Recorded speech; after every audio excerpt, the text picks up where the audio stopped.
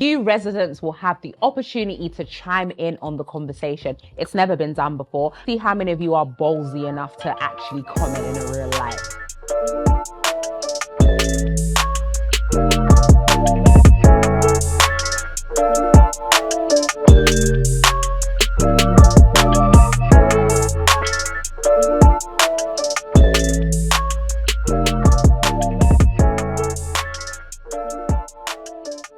Hello, beautiful people. It's your girl, Mide Oni, the one and only. And you guys are back watching another episode of The Hot Seat, where we will be discussing everything happening in our community, whether it's locally, nationally, or globally. Let's get into it. The first story on the agenda.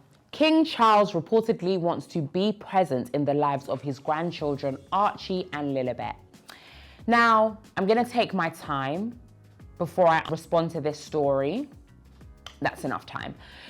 I personally would not be allowing this man to be a part of anything to do with my life, my grandchildren, my life, my family prospects, anything to do with my life. Me personally, I would not be welcoming him in.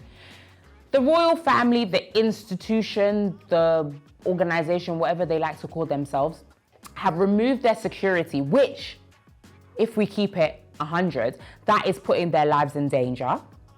Number two, when they were being ridiculed by the media, there was no support or help. Then there was obviously racial comments being made, which were discussed in the media and on the Oprah interview. And they've obviously made it very clear that they aren't necessarily supportive of Harry's choices. I know family is everything, and you should always try and rectify things with your family, but this, in my personal, humble, and usually accurate opinion, goes beyond the scope of just it being a family problem. This now goes into the realm of safety. It goes into the realm of, do you actually like me? Do you want the best for me? What do you want the kids for? To sacrifice them? To do things to them that are out of humanity? Because y'all be hearing the rumors. I didn't make it up. You know what I mean? Like I said, I wouldn't be advising them to... Actually, let me take that back. I would say if they wanted to rectify the relationship that has gone awry because of whatever's happened, then maybe they should do that without the children initially and just kind of like feel the vibe, see how it's going, see if it's actually genuine, and then maybe they can introduce the children. But bringing children into this should be the last thought on their minds. First of all, he needs to rectify the relationship he has with them two, his son and his son's wife, before you even think about getting involved in the children. King Charles. I've already said he's not my king, but moving on. Singer Tyla refuses to shed light on why she chooses to describe her racial identity as colored. I feel like I'm in a weird space with this one because obviously in South Africa, I believe using the word colored is part of their dialect. Nobody frowns upon it. It's not seen as anything negative. So obviously she's just using words that she, is accustomed to using. But when she went on the interview, which was Breakfast Club, where they are highly sensitive about that word, it's not being received well. Now, first of all, my thoughts on this is that Americans are quite interesting. You're upset that she's using the word colored to describe herself, but a lot of people go around saying the N-word. It's not making sense. Do you get what I'm trying to say? Like, I know a lot of them say, no, we've taken that word back and we've taken it and empowered ourselves with the word. And trust me, I'm not against using the word. I'm just saying it doesn't make sense to pick and choose where you're upset. If you're gonna be upset across the board, in my opinion. You know what I mean? So if you don't want the word colored to be used because obviously it has a negative connotations back to the slavery days, etc., then shouldn't the N-word also be eradicated too? You know what I mean? Anyway, during this interview, I really liked what she did here. Charlemagne asks a question and she just looks back to her manager or whatever and gets them to speak through the intercom, and they basically say, we decline to answer this question. Can we move on? And about your identity as a South African colored person. What does that even mean? Can we, can we not? Por favor. Oh, I like that. We keeping that in the interview too. Shut up, man. I like when they talk from the back and say we can't. I like that. I like that. That's good. That's even better. I kind of like that. I think that's like kind of a bit of a flex. I do think with Americans, they need to understand that America is not the world. There are places in the world where certain words are acceptable and certain words are used freely. In South Africa, they use that word freely, according to Tyla. So it's not something that she's going to frown upon. I do think that obviously when you enter into different spaces, obviously you have to be a bit mindful of certain words you use because it can be offensive to other people. You know, this world is just so, everyone's sensitive nowadays. So you've got to be really mindful of certain things that you say. So Russia has reportedly declared the United States as an enemy for the first time in all of history. I don't even know where to begin with this story. I think that a lot of times we don't realize that there's a lot of things happening outside of our little bubbles. And that's myself more, I'm talking more to myself here. But when you see headlines like this is a frightening thing, because if you, obviously back in school, I'm sure the majority of us studied World War I, World War II and things like that. And you heard about when they were just flying over countries, dropping bombs. People had to start creating bunkers because there was nowhere to go that was safe. And it just gives me those kind of feelings like, is that what we're gonna have to start doing soon? Russia gonna fly over the United States and vice versa, dropping bombs and stuff? God forbid, of course, but when you hear these type of things, it's crazy. And whenever I think about war, it's always a group of men who are in their egos thinking that, no, I want territory and I want to be in power and I want this and I want that, not thinking about that millions of people are going to die because of your ego, because of your national pride. Why can't you just set things aside and actually sit down and have a conversation and say, how can we help one another? What can we do to ensure the betterment of humanity? This is why I say women need to be in power. And I'm going to keep on saying it until somebody listens. This is absurd. This is just, in my personal, humble, and usually accurate opinion, a man who's on his high horse, who is power hungry because of, no, you can't do that to my country, you can't do this to my country, and in turn is risking the lives of billions of people. It's absurd. But who am I? Just a lady on the internet. What do I know? Moving on. This social media thing is so dark. And you see with this thing, yeah, obviously I'm a person, yeah, when I'm angry, I cry. Obviously I'm crying on social media, no brush. But obviously I just found out on live, like, that apparently, like, when people write, like, Mide on TikTok, like, I'm the face of, like, ugly girls on, like, for UK TikTokers, apparently. That's what people were saying. That's why they use my face in the video.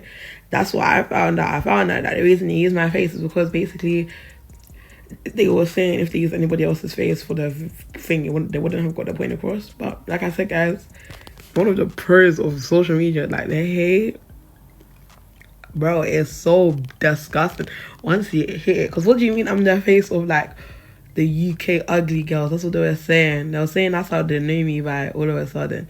Man, it's calm. Sure, guys, that's what I have to say on this page.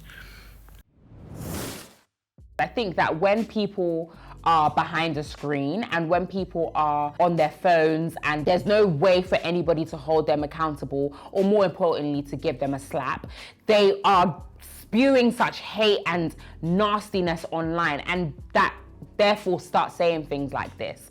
This is a human being.